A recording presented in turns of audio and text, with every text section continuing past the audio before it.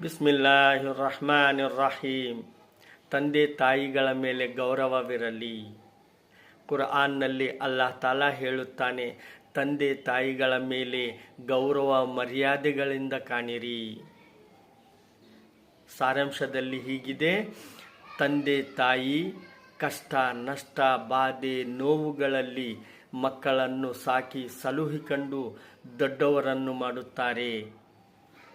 ಆದುದರಿಂದ ಈಗ ನಮ್ಮ ಕರ್ತವ್ಯವೇನೆಂದರೆ ನಾವು ಅವರನ್ನು ಗೌರವ ಮರ್ಯಾದೆಗಳಿಂದ ಕಾಣಬೇಕು, ಅವರ ಸೇವೆಯನ್ನು ಮಾಡುವವರಾಗಬೇಕು, ನಮ್ಮ ಶಕ್ತಿಗೆ ತಕ್ಕಂತೆ ಅವರ ಸೇವೆಯನ್ನು ಮಾಡುವವರಾಗಬೇಕು.